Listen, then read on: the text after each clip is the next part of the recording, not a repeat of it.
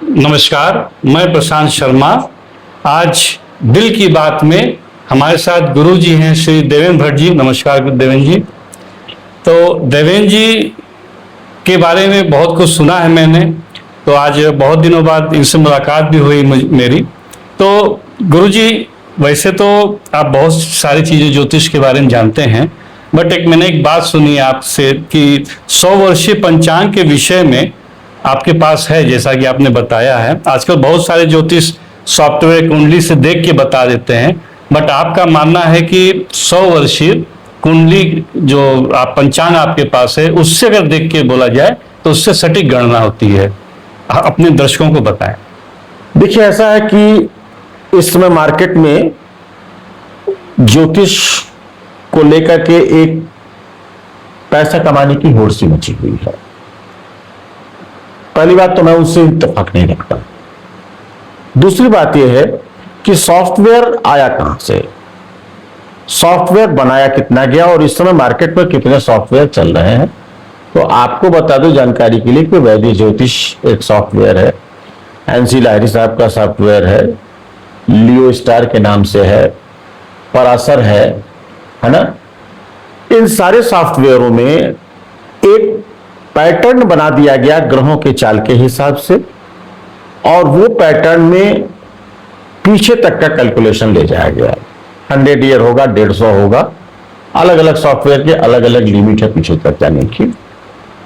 निस्संदेह की कैलकुलेशन चूंकि एक कठिन टॉपिक है, हर व्यक्ति गणित नहीं जानता, तो हमारे यहां गणित ज्योतिष और फलित ज्योतिष ये दो अलग अलग चीजें हैं। ज्योतिष केवल फलित ज्योतिष हो, गणित की जानकारी ना हो, तो मेरी समझ से उस ज्योतिष का कोई बहुत अर्थ नहीं निकलता है जी। जितने भी सॉफ्टवेयर मार्केट में बनाए गए हैं, एक ग्रहों की चाल की टेंटेटिव आधार बना करके उसको पीछे की तरफ से ले जाया गया है। लेकिन कई बार ऐसा क्या होता है कि ग्रहों की चाल में ये सत्य है कि ग्रहों की चाल निश्चित है, बिल्कुल एक्यूरेट मापे हुए हैं, लेकिन ग्रह वक्री होते हैं, ग्रह अस्त होते हैं। इन तमाम चीजों का मैंने अक्सर देखा है कि जो गणित ज्योतिष नहीं जानते हैं, वो केवल सॉफ्टवेयर पर जो विश्वास करते हैं, उनके साथ दिक्कत हो जाती है, वो इस चीज को डिफाइन नहीं कर पाते जी। इसके अलावा आप सॉफ्टवेयर में अगर 2-4 साल के पहले का सॉफ्टवेयर, किसी का जन्मदिन है, उसको सॉफ्टवेयर पर आप चढ़ाते हैं, तो लग्न, एक लग्न जो होता है वो 30 डिग्री के आसपास का लग्न होता है। 30 डिग्री का मतलब आप समझ लीजिए कि घंटों में अगर मैं उसको बांटूं तो 2 घंटे 10 मिनट आएंगे या 2 घंटे 12 मिनट आएंगे, इतने का एक लग्न होता है।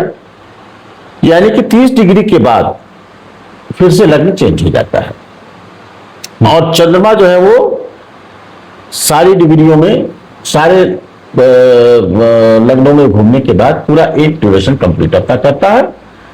ये 2.25 घंटे का समय होता है। अगर 4-5 साल पुराना किसी का देखा जाए तो 4-5 साल पुराने तक तो त्रुटि नहीं आती है, लेकिन अगर हम 15 साल पुराना या 20 साल पुराना देख रहे हैं तो कई बार मैंने देखा है, इसे मैंने खुद ऑब्जर्व किया है हमने, कि लग्न अगर संक्रमण काल का है, जैसे कि 29 डिग्री का हो या 30 कंप्लीट कर चुका हो जिसे आप 0 कहेंगे, या 1 डिग्री का हो, इसमें डिफरेंस बहुत छोटा हुआ, इसमें टाइम पीरियड का डिफरेंस बहुत छोटा हुआ। तो अक्सर 10 साल पुराने सॉफ्टवेयर को अगर आप 3 सॉफ्टवेयर निकाल लें तो उसमें 3 अलग अलग तरह के लग्न आ जाएंगे। इसीलिए मैं लग्न का निर्धारण करने के लिए अपने समस्त ज्योतिष बंधुओं को यही सलाह दूंगा कि शतवर्षीय पंचांग, ऋषिकेश पंचांग, वो भी ऋषिकेश पंचांग, क्योंकि ऋषिकेश पंचांग ही हम ऑथेंटिक मानते हैं, तो ऋषिकेश पंचांग अवश्य रखें। लग्न का, ग्रहों की स्थान का, डिग्री का, उसके अस्त होने का, उसके वक्री होने का, ये जो पहला लग्न और चंद्र चक्र बनता है, ये निश्चित रूप से किसी भी फोरकास्ट को बनाने के लिए, फोरकास्ट को करने के लिए, ये आप शतवर्षीय पंचांग से जाएंगे तो कभी त्रुटि नहीं होगी। दूसरी बात होती है नक्षत्र और उसका चरण। और उस सटीक चरण पर, मतलब आप समझ रहे हैं कि लगभग एक नक्षत्र जो होता है वो 4 चरण का होता है जी। तो 4, 4 8 और 1 9, 9 चरण मिलाकर के वो पूरी एक नक्षत्र कंप्लीट होता है। कंप्लीट होता है। तो नक्षत्र में कौन से किस चरण पर है, उस चरण का कितना भोग भोग चुका है, इसकी गणना वह स्वतः कर ले, सॉफ्टवेयर पर भरोसा नहीं करें।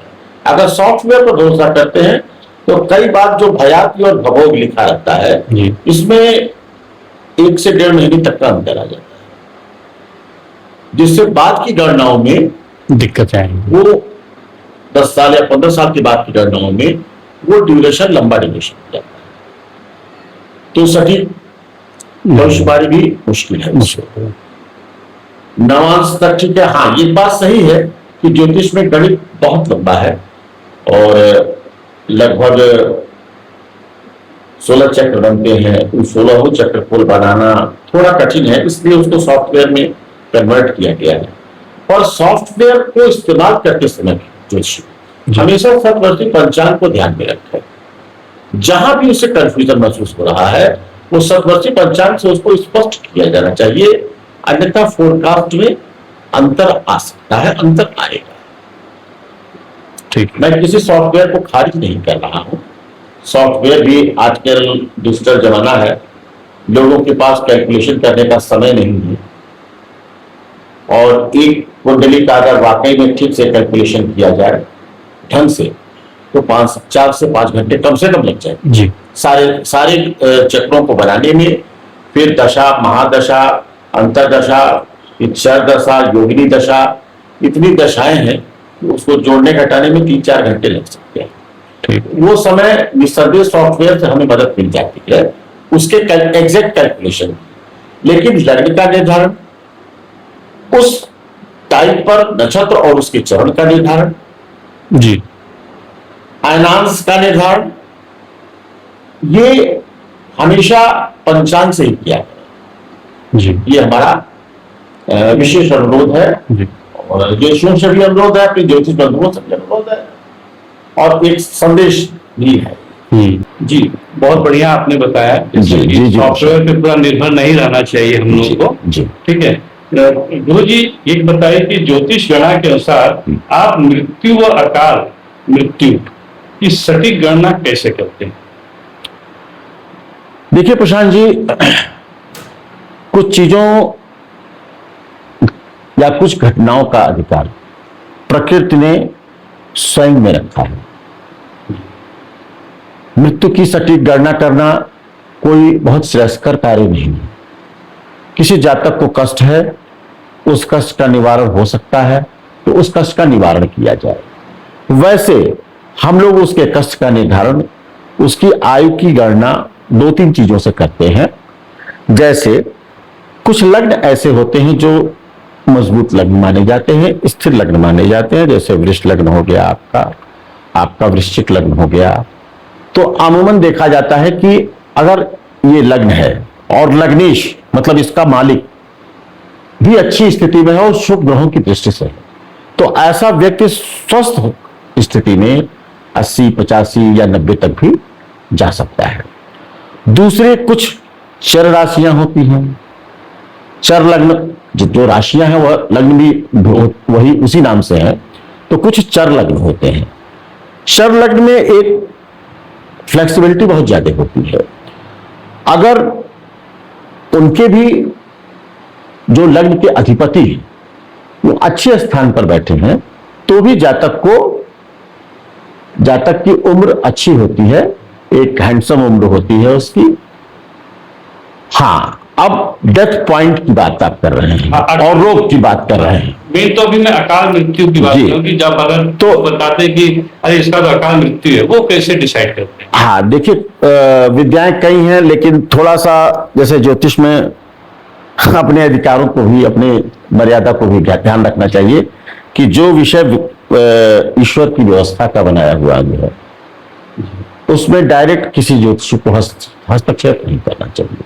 समय अच्छा और बुरा हो सकता है, एक्सीडेंट का योग हो सकता है, सटीक मृत्यु की बात तो मुंह से निकालना भी मुझे लगता है कि अनुचित है। इसके अलावा मैं आपको बता दूं, जो आपने प्रश्न पूछा कि कुंडली में जो छठवां भाग होता है, हमारा छठवां पोर्शन, मतलब छठवां भाव जिसको आप बोलते हैं, जहां लग्न से चलते हैं और लेफ्ट टू, मतलब आप समझिए एंटी क्लॉकवाइज, लग्न ऊपर है, एंटी क्लॉकवाइज हम चलेंगे तो छठवां घर जो आएगा, उस घर, वो घर हमारे लिए रोग का सबसे बड़ा कारण होता है, रोग और शत्रु का। सबसे पहले देखा जाएगा कि वह किस घर में बैठा हुआ है, किसके घर में बैठा है, मित्र के घर में बैठा हुआ है, शत्रु के घर में बैठा हुआ है, उच्च का है, नीच का है, अस्त है, क्या है, उस पर किसकी किसकी दृष्टि है। शुभ ग्रहों की दृष्टि है, अगर मान लीजिए जैसे बृहस्पति की दृष्टि हो गई, बुध भी एक तरीके से सात्विक ग्रह माना जाता है, चंद्रमा हमारा सात्विक ग्रह है। ध्यान दीजिएगा, सूर्य और मंगल सात्विक ग्रह नहीं है, इन्हें पाप ग्रह में रखा गया है। केतु को दोनों के बीच का रखा गया है, राहु को पाप ग्रह में रखा गया है। इस तरीके से क्लासिफिकेशन है। अब अगर उस पर पाप ग्रहों की दृष्टि है तो अलग अलग ग्रहों के हिसाब से अलग अलग रोग के कारण बनते हैं। जैसे आपको बताऊं कि अगर सूर्य के कारण कोई रोग की स्थिति बन रही है तो ज्यादातर देखा गया है कि ऐसे जातक का हार्ट फेल्योर या कम उम्र में हृदय की बीमारी उसको मेनली होती है। अगर आप चंद्रमा पर जाएं, मान लीजिए कि छठे भाव में 4 नंबर का अंक लिखा हुआ है चंद्रमा, और वह चंद्रमा भी कहीं अच्छी जगह प्लेस नहीं है, फ्रूटफुल जगह पर प्लेस नहीं है, तो उससे भी कुछ बीमारियां हो सकती हैं, जैसे मानसिक अशांति, आजकल एक डिप्रेशन टाइप की बीमारी चली हुई है, डिप्रेशन टाइप की बीमारी चली हुई है। दूसरे अनिद्रा की बीमारी रहेगी, रात्रिकालीन में उसको भय की स्थिति बनी रहेगी, अनिद्रा की समस्या रहेगी, तो ये सब चीज होंगे। मंगल की स्थिति पर आ जाइए तो मंगल एक ऐसा ग्रह है जिसको रक्त का स्वामी माना जाता है, हर लाल चीज पर मंगल का एक अधिकार माना जाता है। मंगल अगर अच्छी स्थिति में है तो नो डाउट कि रक्त संबंधी विकार नहीं होंगे उसके। यदि मंगल खराब है और उस पर 8वें ग्रह, 8वें स्थान के भाव की ग्रह का प्रभाव है तो निसंदेह वह वाहन दुर्घटना का योग बनाता है। वाहन दुर्घटना इन सेंस की रक्तपात, वह रक्तपात ऑपरेशन भी हो सकता है, जरूरी नहीं है कि वाहन दुर्घटना ही हो, परंतु एक आकस्मिक घटना जिससे शरीर से रक्त का स्राव हो, उसका योग बनाता है। बुध के बारे में आ जाइए तो बुध वाणी का कारक होता है और बेसिकली लेखनी का भी कारण होता है। बुध जिसका कमजोर होता है, अगर ज्यादा कमजोर है तो उसे अक्सर आपने देखा होगा कुछ लोगों को हकलाते हुए, या कुछ लोग बोलते हैं साफ स्पष्ट बोल नहीं पाते, या वर्ण में से किसी एक वर्ण को वो रिपीट करके बोलते हैं, तो ऐसी स्थिति में उनके बुध की स्थिति को देखा जाता है। फिर आप आ जाइए बृहस्पति, तो बृहस्पति सदैव लीवर संबंधी और पैंक्रियास, जिसे आप इंग्लिश में स्टमक पोर्शन पूरा कह सकते हैं, उस स्टमक में छोटी आंत, बड़ी आंत, पैंक्रियास, लीवर और गॉल ब्लैडर, ये सब के सब आ जाएंगे, तो इनसे संबंधित रोग देता है। शुक्र एक ऐसा ग्रह है जो हार्मोनल इम्बैलेंस का काम करता है। अगर बुरी स्थिति में है तो, अच्छी स्थिति में है तो आपको वेल और गुड हार्मोन्स के द्वारा एक सुंदर आकृति आपको देगा, सुख, धन, ऐश्वर्य, हर तरह का वैभव उपलब्ध कराएगा। लेकिन अगर शुक्र की भी स्थिति छठे भाव में का मालिक होकर के किसी ऐसी जगह पर बैठा है जो पापग्रह से ग्रसित है, तो वहां पर हार्मोनल असंतुलन, और सबसे बड़ी बात कि मूत्र मार्ग से संबंधित, मतलब कि यूरिन चाहे स्त्री हो या पुरुष हो, यूरिन की प्रॉब्लम उसकी कुछ दिनों के बाद रिपीट करती रहेगी। तो उसके लिए समय समय पर वो डॉक्टर्स को दिखाओ और अपना अपना इलाज का ध्यान रखें। शनि की स्थिति आ जाती है तो शनि में कई बार जलना, बर्निंग, करंट लगने के हाथ से, पानी में डूबना, जी ये शनि के खराब स्थिति के कारण ऐसा होता है।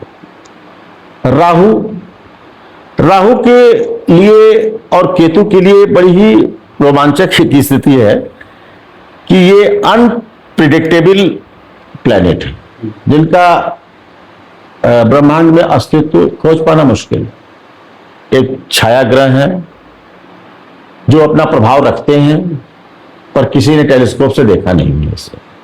डरते सभी लोग हैं और वो ब्रह्मांड में उनका अस्तित्व है। चंद्र ग्रहण लगता है और सूर्य ग्रहण लगता है, आप जानते ही हैं। उसके साइंटिफिक रीजन भी आप सभी लोग जानते हैं और बहुत पहले की गणना पंचांग में भी दे दी जाती है, तो अस्तित्व तो उसका है। उस राहु की खराबी से कई बार ऐसा होता है कि ऐसी बीमारियां बार बार रिपीट होती हैं जिनकी डायग्नोसिस कठिन हो जाती है।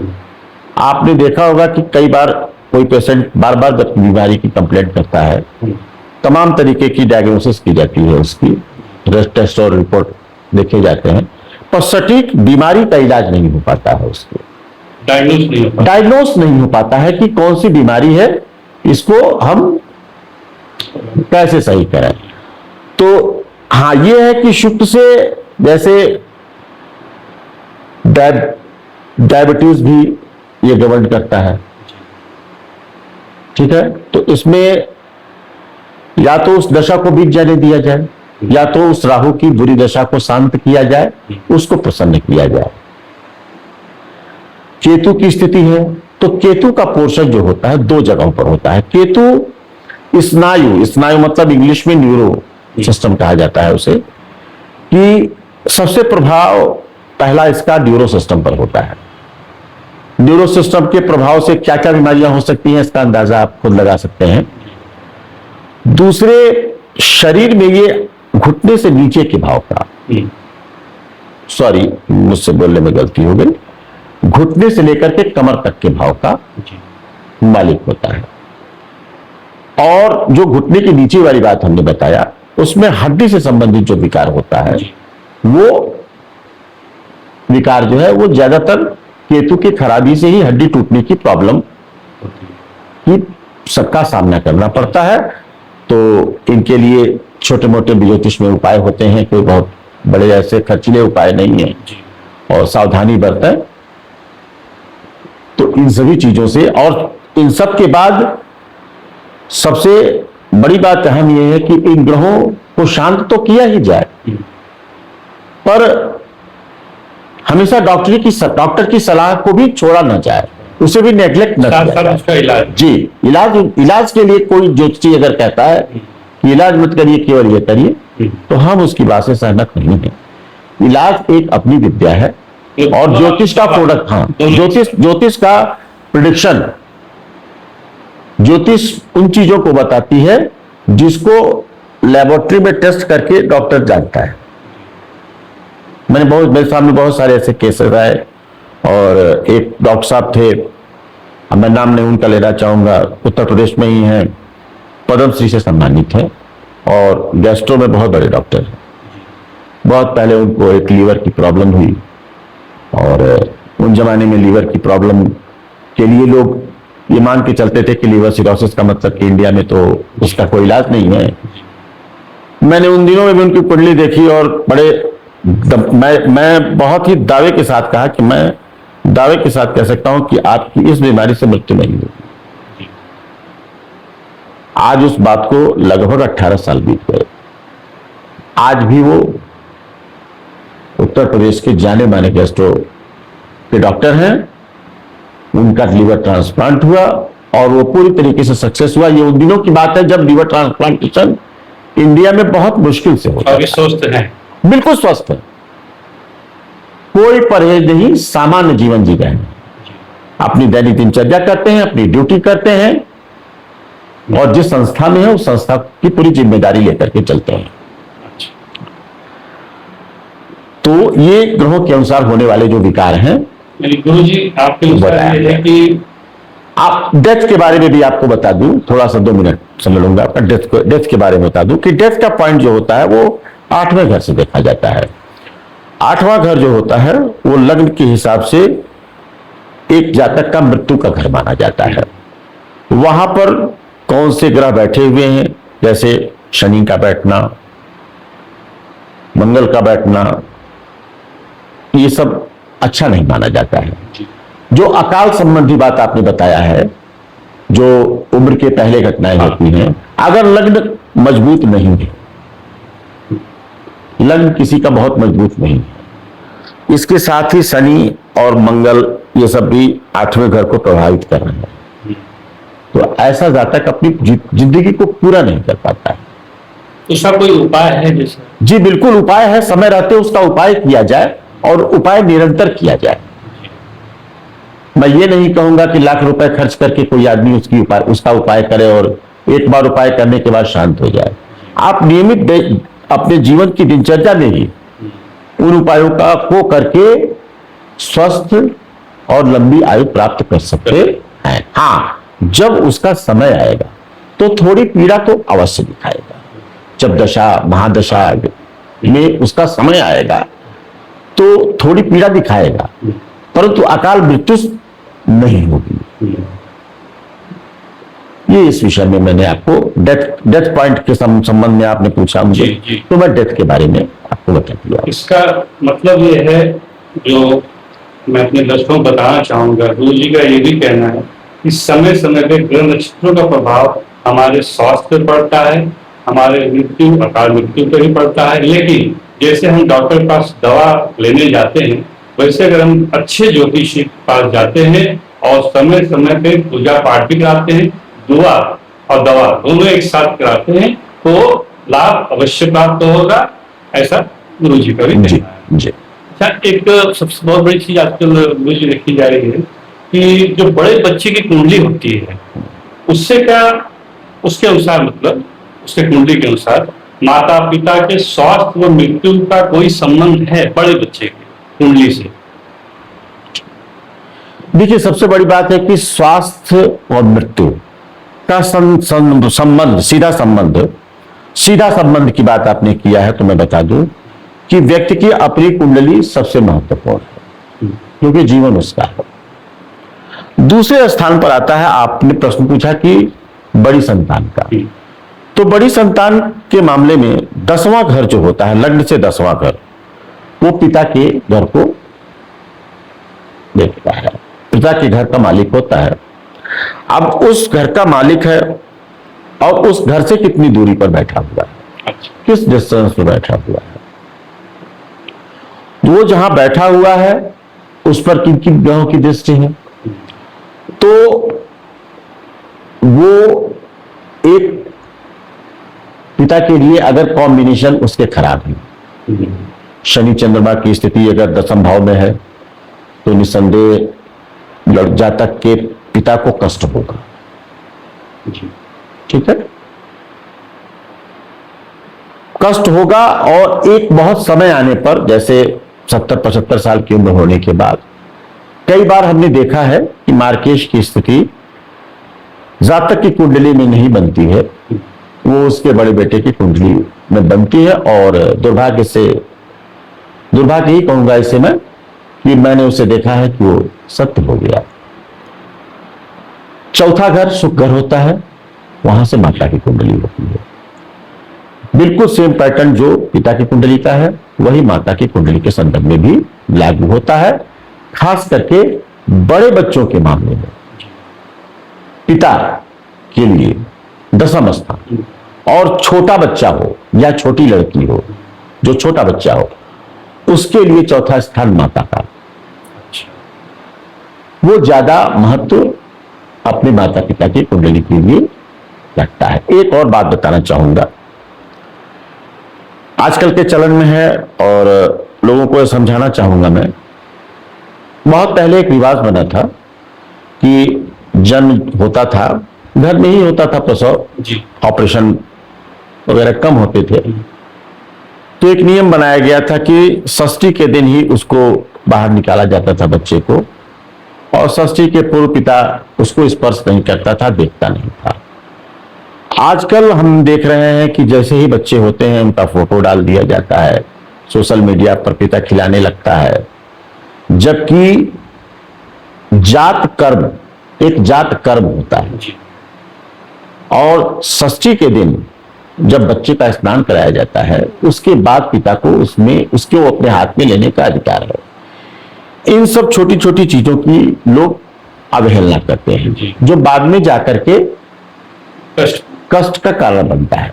दूसरी बात, 27 नक्षत्र होते हैं और ये सभी लोग जानते हैं कि 5-6 नक्षत्र ऐसे हैं उसमें जिनमें पढ़ने वाला बच्चा मूल नक्षत्र का बोला जाता है। वैसे मूल एक नक्षत्र है, मूल, अश्विनी, रेवती कुल मिलाकर के 6 हैं।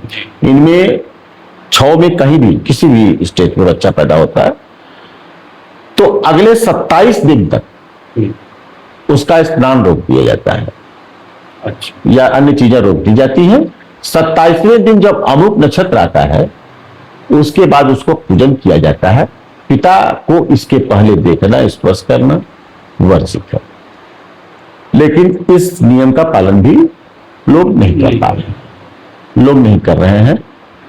कई बार जीवन में घटनाएं होती हैं, इंसान समझ नहीं पाता है मुझसे कहां गलती हो गई। तो ये सब भी छोटी छोटी चीजें हैं जिनका ध्यान रखना चाहिए। पुराने नियम हमारे जितने भी बनाए गए हैं हमारे सनातन धर्म में, बिना वैज्ञानिक आधार के कोई नियम नहीं बनाए गए हैं। जैसे कि प्रसूता के कमरे में 6 दिन कोई ना जाए ना आवे, इन्फेक्शन के लिहाज से बनाया गया है। माता के संपर्क में पुत्र किसी भी हालत में रहे, वह माता के शरीर से निकलने के बाद 28 दिन तक वह स्वयं को माता के ही पेट में समझता है। अब उस बीच में अगर दिक्कत होगी तो पिता को तो दिक्कत होगी ही होगी, जातक को भी जो जन्मा है उसको भी कष्ट होगा। तो जो परंपराएं बनी हुई हैं उन्हें वो लॉजिक पर बनी हुई हैं, कृपया उनका पालन किया जाए तो माता पिता को भी उनकी कुंडली से होने वाला जो कष्ट है वो कम होगा। और कुछ बच्चे ऐसे भी होते हैं जिनके होने से घर में साल भर में बहुत प्रगति होती है, लेकिन तब होती है जब आप नियमों का पालन करेंगे। पुराने नियम जो आप जिन्हें आप जिसकी आप प्रासंगिकता नहीं समझ पा रहे हैं, आप तुरंत ही बच्चे को गोद में उठा ले रहे हैं। इन सब चीजों का मेरे ख्याल में लोगों को ध्यान रखना चाहिए। यानी कि शास्त्र में जो बनाए हुए नियम हैं, जो संस्कार हैं, उनका अगर हम पालन करते हैं तो ये जो कष्ट है, बड़े बड़े बच्चे की कुंडली से अगर माता पिता को कष्ट भी लिखा है तो कम से कम होगा, और मेरे ख्याल से ना भी होगा। जी हाँ, बिल्कुल सही बात है। अगर जातक की अपनी ही कुंडली बहुत मजबूत है जी, तो बच्चे की कुंडली का इफेक्ट बाद में आएगा। अच्छा गुरु जी, बताएं कि बच्चों के विवाह में कौन से ग्रह के कारण देरी होती है? देखिए, ऐसा है कि विवाह में देरी का जो है आमूमन एक ही कारण होता है कि अगर मंगल प्रथम, चौथे, 7वें, 8वें या 12वें भाव में स्थित है तो ऐसी कुंडली जो होती है लग्न के हिसाब से मांगलिक कुंडली मानी जाती है, यानी कि मंगल का दोष होता है। ये लग्न के हिसाब से हमारी तरफ माने उत्तर भारत की तरफ की ये परंपरा है। दक्षिण भारत की तरफ चंद्र कुंडली को ज्यादा प्रधानता दी जाती है विवाह के समय। चंद्र कुंडली के हिसाब से वो चंद्र कुंडली के हिसाब से मानते हैं। बहरहाल जो परंपरा जो भी मानता है, मुझे लगता है कि उसके लिए वो लागू भी हो जाता है, क्योंकि आस्था एक बहुत बड़ी चीज है। तो लग्न में चौथे स्थान पर, 7वें भाव में, 8वें में और 12वें में यदि मंगल विराजमान है और दुर्भाग्य से कहीं उस पर अशुभ ग्रहों की दृष्टि भी, तो ऐसे जातक का विवाह 32-35 तक ही संपन्न हो पाता है। दूसरी बात कि इसमें 12 ग्रहों में से 5 घर हमने बता दिया आपको कि इन ग्रहों में मंगल रहने पर, इन घरों में मंगल रहने पर विलंब का कारण बनता है। एक बात और बताना चाहूंगा मैं आपको कि कुल ग्रह, कुल घर जो कुंडली के होते हैं वो 12 होते हैं। 12 में से 5 मैंने आपको रेस्ट्रिक्शन बता दिया, लेकिन वो रेस्ट्रिक्शन ऐसा नहीं है कि लकीर का फकीर है। परिहार भी दिया हुआ है। जिस स्थान पर मंगल के दोष का नियम बताया गया है, उसी जगह पर उसके नीचे परिहार भी दिया है कि अगर इन्हीं भावों में कोई पाप ग्रह विराजमान हो जाता है या कोई पाप ग्रह सीधे उस ग्रह के साथ बैठ जाता है, मंगल के साथ, तो मंगल का प्रभाव निष्प्रभाव हो जाता है। एक बहुत ही मामूली आंशिक मांगलिक योग बनाता है। और उस पर से अगर कहीं कोई शुभ दृष्टि है उस कॉम्बिनेशन पर, किसी शुभ ग्रह की दृष्टि, तो मेरे समझ से ऐसी आंशिक मांगलिक कुंडली की शादी नॉन मांगलिक से भी किया जा सकता है, अगर बाकी चीजें सही मिल रही हैं तो। ठीक है, तो अक्सर मंगल के कारण ये जो विलंब होता है वो होता है। और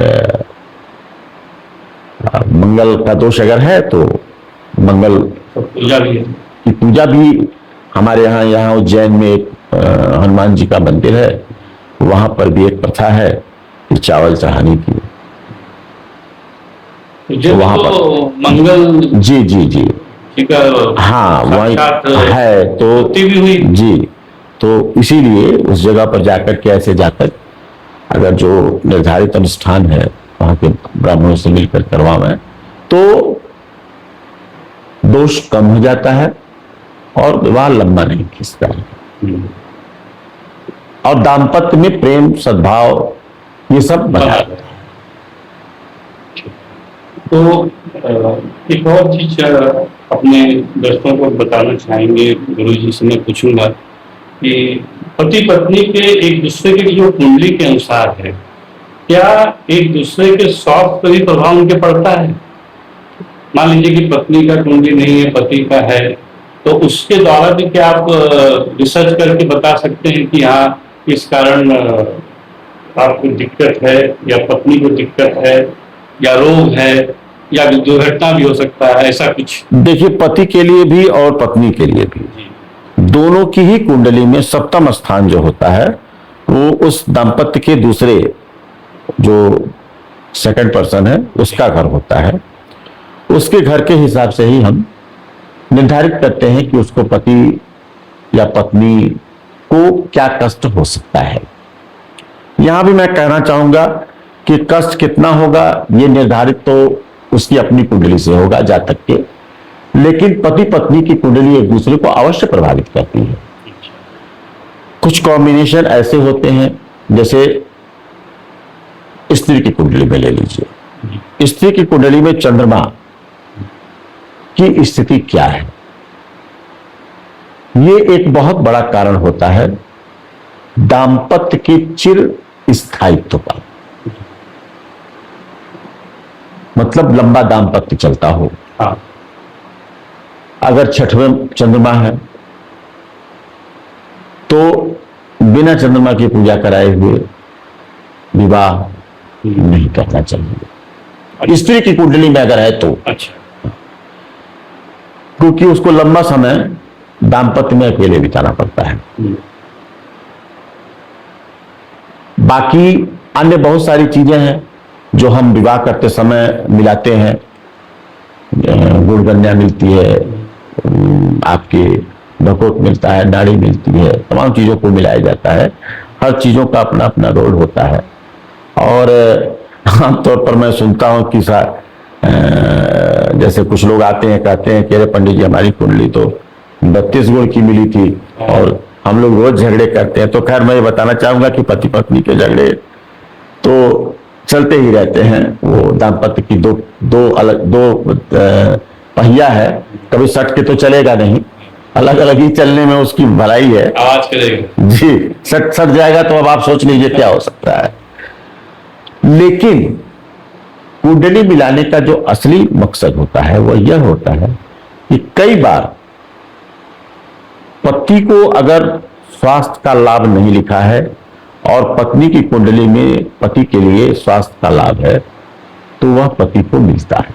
अच्छा। और ऐसा ही पत्नी के लिए भी एक दूसरे जी, अगर उन दोनों का शाश्वत संबंध अगर कुंडली मिला करके ठीक से बनाया गया है और अगर 50 साल का उनका वैवाहिक दाम्पत्य जीवन है, 55 साल का है, तो उस दरमियान नोक झोंक होते रहे वो एक अलग विषय होता है, वो तो गृहस्थी का एक अनिवार्य अंग है।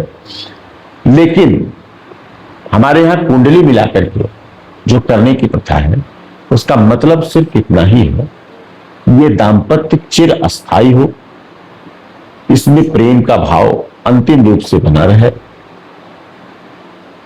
और संतान उत्पत्ति में बाधा ना आवे, ये सब कारण होते हैं और दोनों की कुंडली एक दूसरे के स्वास्थ्य को प्रभावित करती है। जी बिल्कुल।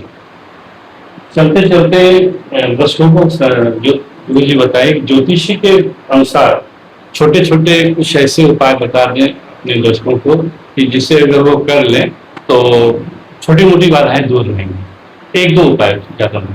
देखिए छोटी बाधाओं में आपको बता दूं मैं कि सबसे पहले सूर्य तो सभी ग्रहों का राजा है, वो आपकी कुंडली के लिए हो सकता है 8वें घर का मालिक हो या गलत जगह बैठा हो, परंतु फिर भी ग्रहों का मालिक तो है। सारे ग्रह उसका चक्कर लगाते हैं, वो किसी की चक्कर लगाने नहीं जाता। तो सूर्योदय के समय उठ करके लाल पुष्प हो या कोई भी लाल चीज, न अगर लाल पुष्प उपलब्ध हो पा रहा, आजकल लोग फ्लैट में रहते हैं, रोजाना पुष्प उपलब्ध हो पाना संभव नहीं है, तो लाल सिंदूर डाल करके 1 लोटा जल भगवान सूर्य को अवश्य दिया करें। दूसरी बात यह है कि मंगल सभी अनिष्टकारी चीजों पर हावी होता है। हनुमान जी की पूजा करें, हनुमान जी की पूजा करने से सारे रोग, सारे दुख, सारे कष्ट, सारी बाधाएं, जितने शत्रु हैं, कोई आपको पराजित नहीं कर सकता है। और तीसरी बात कि अक्सर लोगों के दिमाग में ये जाता है कि हमारा मंगल खराब है, बुध खराब है, बृहस्पति खराब है, तो हम इसका पत्थर पहन लें। ये बहुत ज्यादा ये अक्सर प्रचलन में है कि पत्थर पहनना है। तो पहली बात तो आपको ये बता दूं कि अगर कोई ग्रह आपके लगन का दुश्मन है और आप उसको खुश करना चाहते हैं तो पत्थर पहनाकर खुश नहीं कर सकते, इसलिए कि आप जैसे ही पत्थर पहनाएंगे उसकी पोटेंसी बढ़ जाएगी। और पोटेंसी जब आप अपनी दुश्मन ग्रह की बढ़ाएंगे, आप दुश्मन ग्रह की बढ़ाएंगे, तो ऐसी स्थिति में आपको खुद सोच सकते हैं कि आप उसका दुष्परिणाम क्या होगा। इसलिए हम तो यही सलाह देते हैं कि पत्थर और रत्न बहुत सोच समझ कर पहना जाए। हमेशा मित्र राशियों, मित्र जो हमारे ग्रह हैं, अगर उनको पोटेंसी बढ़ानी है, उनका कालखंड चल रहा है, तो उनको बढ़ाया जाए। लेकिन कभी भी अगर कोई ग्रह, जाहिर सी बात है कि सबके सारे ग्रह अच्छे नहीं होते, लेकिन बुरे ग्रह को शांत करने के लिए पत्थर पहनना है आप, तो ये तर्क से परे है और न किसी ग्रंथ में लिखा है। व्यक्तिगत लाभ चाहे किसी का कुछ भी हो, पर ये किसी ग्रंथ से तालमेल नहीं करता है। हाँ, आप उसके सामने, उस ग्रह के सामने हाथ जोड़ेंगे, उसका पूजन करेंगे, उसकी स्वभाव के अनुसार चलेंगे। जैसे मंगल का स्वभाव है कि वह दुष्टों का विनाश करता है। अब आप उस समय दुष्टों का संगति पकड़ लें तो ये बात मंगल को बुरी लगेगी, फिर वो अपने दुष्परिणाम देने से 10 गुना ज्यादा दुष्परिणाम आपको देगा। तो आपका स्वभाव, आपका आचरण, आपका व्यवहार, ये भी ग्रहों को नियंत्रित करता है। तो हम दर्शकों से यही कहेंगे कि इन सब के बावजूद आप सब ये मान के चलें कि ग्रहों को सब सभी ग्रहों को प्रसन्न करें, लेकिन प्रसन्न करने के चक्कर में उसका रत्न पहन लें बिना किसी अच्छे परामर्श के, ये उचित नहीं है। ईश्वर भगवान सूर्य जो हमारे साक्षात देवमंडल में दिखाई देते हैं, हमारे ब्रह्मांड में दिखाई देते हैं, सुबह के समय उन्हें जल दें, हनुमान जी की पूजा करें, सारे कष्टों का निवारण इन्हीं सबसे संभव है। तो जैसा कि पंडित देवेंद्र भट्ट जी ने हम लोग को ज्योतिष के बारे में बहुत कुछ बताया है, तो दिल की बात में आपने हमें समय दिया, इसके लिए आपका बहुत बहुत आभार। और मैं चाहूंगा कि आपका डिस्क्रिप्शन में मैं आपका पूरा डिटेल डाल दूंगा, ताकि हमारे जो आपसे संपर्क भी करना चाहते हैं तो संपर्क करेंगे, अवश्य करेंगे, क्योंकि बहुत से लोगों को हमारे चैनल के माध्यम से ज्योतिष से क्या लाभ मिल सकता है वो आपके माध्यम द्वारा पता चलना चाहिए सभी को। और हम लोग फिर दिल की बात में मिलेंगे एक नए एपिसोड में, एक नए सच के साथ। नमस्कार।